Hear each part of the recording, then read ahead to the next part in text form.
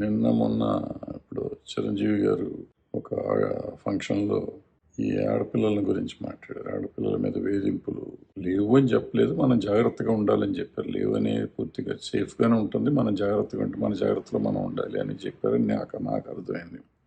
అయితే దాన్ని కొంచెం తుఫానే లేపింది అది. సో దానికి చాలామంది మాట్లాడుతున్నారు.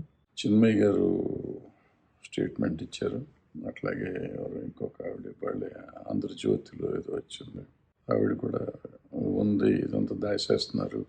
ఆ మధ్య రిపోర్ట్ చేశారు తెలుగు సినిమా ఇండస్ట్రీ నుంచి, దీని మీద ఒక రిపోర్ట్ తయారైంది, ఆ రిపోర్ట్ ఎందుకు బయట పెడతలేదని ఆవిడ అడిగారు.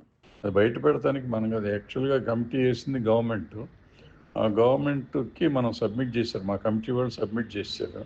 సబ్మిట్ చేసినాక చేయాల్సింది వాళ్ళు. సో అది ఎప్పుడు సబ్మిట్ చేస్తారు, ఎప్పుడు వేస్తారో అనేది తెలీదు. ఈ మధ్యలో గవర్నమెంట్ మారింది, ఎలక్షన్లు ఆ మధ్యలో, అందుకని ఆగింది అనుకున్నాం. తర్వాత ఈ గవర్నమెంట్ వచ్చినాక ఎందుకు రాలేదనేది మాకు తెలియదు. బట్ ఏదైనా అది ఎప్పుడుకో ఒకప్పుడుకి వస్తుంది. ఆల్రెడీ మా సైడ్ నుంచి రిపోర్ట్ వెళ్ళిపోయింది. 2 రిపోర్ట్లు ఉన్నాయి. ఒకటేమో కమిటీ, గవర్నమెంట్ వేసిన కమిటీ ఉంది, రెండోది ఇక్కడ ఉమెన్ వింగ్ చేసిన రిపోర్ట్ కూడా ఇచ్చేసారు.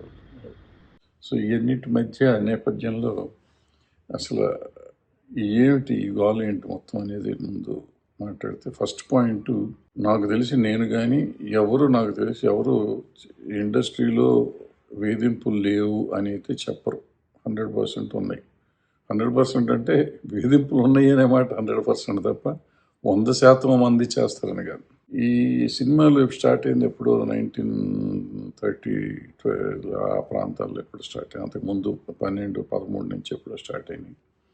సో అప్పట్లో సినిమా మీద ప్యాషన్తో కొంతమంది తీశారు. తర్వాత జమీందారులు, రాజులు దీంట్లోకి వచ్చారు. వచ్చినప్పుడు వాళ్ళ మనుషులతో సినిమాలు తీసినప్పుడు ఒక రకంగా ఆ అమ్మాయిల కోసమే సినిమాలు తీసిన, కొన్ని సినిమాలు తీసినవి కూడా ఉన్నాయి.